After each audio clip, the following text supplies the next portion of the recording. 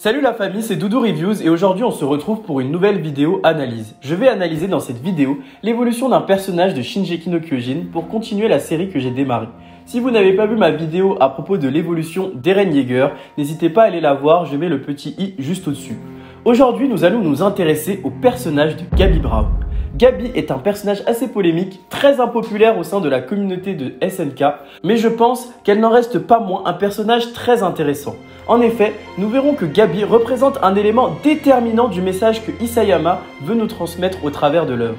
Mon analyse prend majoritairement en compte l'animé, donc si vous êtes à jour dans l'animé, pas de souci, vous pouvez regarder la vidéo. Je ne parlerai du manga qu'à la toute fin, mais je vous préviendrai avant pour que vous puissiez quitter la vidéo en toute sécurité sans vous faire spoiler. Donc sans plus attendre, rentrons dans le vif du sujet.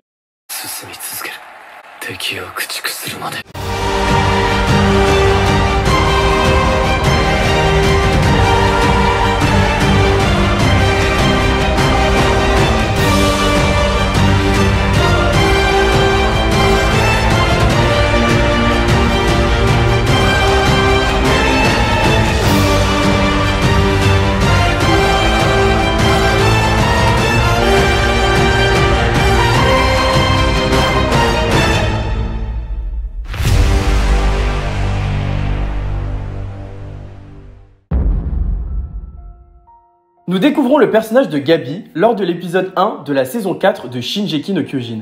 Ce début de saison s'amorce comme une nouvelle histoire, avec des nouveaux personnages, une nouvelle intrigue dont le personnage principal serait Gabi Brown. En effet, Gabi nous est présentée comme une enfant déterminée et talentueuse. Elle est courageuse et a le rêve de devenir une grande guerrière, une grande héroïne Mar. Elle souhaite libérer les Eldiens de Mar de leur mauvaise réputation due aux actions passées des démons insulaires de l'île de Paradis. Gabi est ainsi une enfant pleine de bonne volonté, elle lutte contre le mal qui à ses yeux est représenté par les Eldiens vivant à Paradis, elle souhaite la libération de son peuple et la libération des siens. Le premier événement marquant, un tournant dans la personnalité de Gabi est le moment où Eren et les membres du bataillon ont attaqué sa ville natale. Face aux horreurs de cette attaque, le personnage de Gabi se rend compte du danger que représentent les Eldiens de Paradis. Il lui apparaît que tout ce qu'on lui avait appris à propos d'eux était vrai. Elle voit ses amis mourir, ses proches mourir, elle voit sa ville complètement détruite. Dès lors, le personnage décide de se venger. Et malheureusement, sa vengeance est tombée sur un personnage qu'on adorait tous.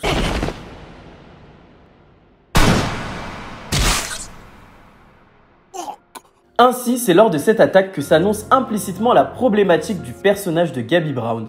On comprend bien que Gabi représente clairement Eren Yeager vivant à Mar. En effet, de nombreux traits de caractère sont similaires entre les deux personnages, elle est réellement le miroir d'Eren Yeager hors des murs. Isayama a vraiment voulu nous montrer ce qu'aurait été Eren Yeager s'il avait vécu hors des murs. Étant le reflet d'Eren hors des murs, Gabi est un personnage dont l'évolution est très importante pour l'histoire. Isayama la mettra beaucoup en avant, justement pour montrer les dangers de la propagande et de l'endoctrinement. Dès lors, il s'agira de se demander comment Gabi évoluera. Changera-t-elle d'opinion à propos des Eldiens de Paradis ou suivra-t-elle le développement d'Eren Yeager en décidant envers et contre tout d'exterminer tous ses ennemis? Le deuxième événement marquant un tournant dans la personnalité de Gabi est, vous l'aurez compris, sa rencontre avec la famille de Sasha et plus particulièrement avec Kaya.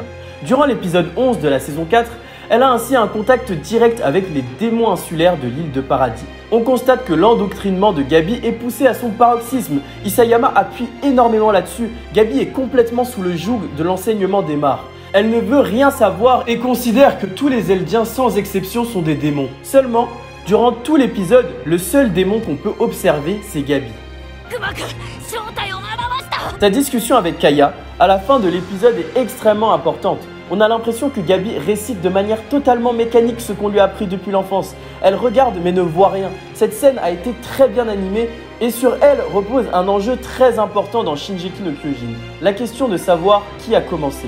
Où est-ce que ça a commencé? Isayama nous explique ainsi implicitement que si nous haïssons Gabi, finalement, nous ne valons pas mieux qu'elle. Je m'explique.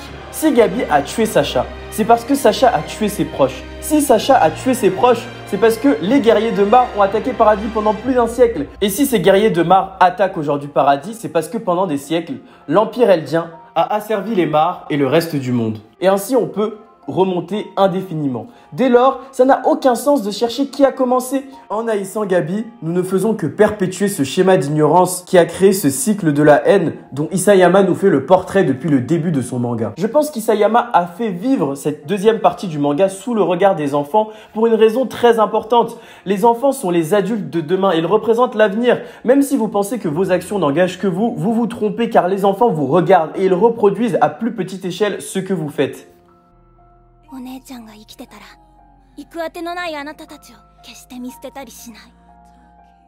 Dès lors, le troisième événement marquant dans l'évolution du personnage de Gabi est ce repas dans le restaurant de Nicolo lorsque la famille de Sacha apprend qu'elle est la meurtrière de leur fille. Cet événement montre particulièrement le trouble qui s'installe en elle. En effet, lorsque le père de Sacha prend la décision de baisser les armes au lieu de se venger, cela instaure le trouble en elle. En demandant au père de Sacha « Alors, vous ne me haïssez pas ?» En demandant à Armin et à Mikasa pourquoi ils l'ont sauvée alors qu'elle a tué leur ami, on comprend qu'elle commence à se questionner. Elle commence à se demander si tout ce qu'on lui a appris était vrai. Elle se rend compte que les gens de paradis ne sont finalement aussi que des victimes de cette guerre qui les dépasse totalement. Je trouve que Gabi est un personnage très important. Isayama insiste vraiment sur ce personnage car en elle repose de nombreux enjeux très importants pour Shingeki no Kyojin. Il n'y a pas de bon ou de mauvais côté, tout est relatif. Il n'y a que des gens qui défendent leurs proches parce qu'ils se sentent légitimes de le faire à un moment précis. D'une gamine hargneuse et radicale, Gabi prend conscience petit à petit que les personnes qui vivent à paradis ne sont pas tant des démons. Je vous avoue que je vous explique tout ça maintenant, mais j'en ai également longtemps voulu à Gabi pour ce qu'elle a fait à Sacha. Seulement détester ce personnage, c'est poursuivre ce cycle de la haine dont Isayama nous a parfaitement démontré les dégâts tout au long de son manga.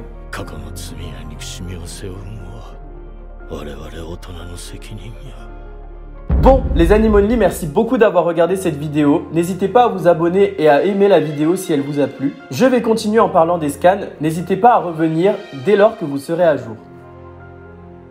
Bon, maintenant que nous sommes tous à jour et que nous avons tous lu les scans jusqu'à au moins le scan 127, je précise bien, intéressons-nous au dernier moment qui pour moi est très important et très marquant dans l'évolution du personnage de Gabi. En effet, le moment devant le miroir lorsque Gabi s'attache les cheveux de la même manière qu'Eren marque pour moi la fin de l'évolution de son personnage. Ici, Isayama pousse son effet de miroir à son paroxysme en montrant que Gabi est finalement un meilleur personnage qu'Eren Yeager. Il insiste sur sa problématique en montrant que lorsqu'elle prend conscience de la complexité du monde, lorsqu'elle comprend ce qu'Eren avait déjà compris lors de l'épisode 5 de la saison 4,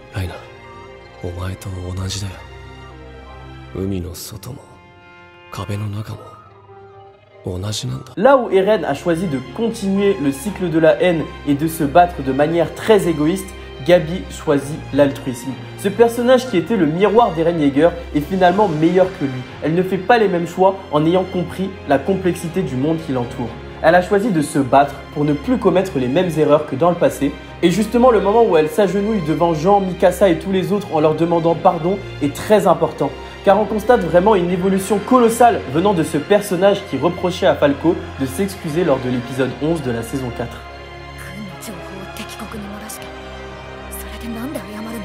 Ainsi, je trouve que c'est une évolution très intéressante car la Gabi de la fin du manga est complètement différente de celle qu'on a découvert au début de la saison 4. En tout cas, merci la famille d'avoir regardé cette vidéo. N'hésitez pas à aimer et à vous abonner si elle vous a plu. Je ferai d'autres analyses d'autres personnages de SNK pour continuer cette série. Du coup, dites-moi en commentaire quel autre personnage vous intéresserait. On se retrouve très bientôt pour la review de l'épisode 14 et de l'épisode 15 de la saison finale de Shingeki no Kyojin. Sur ce, ciao la famille!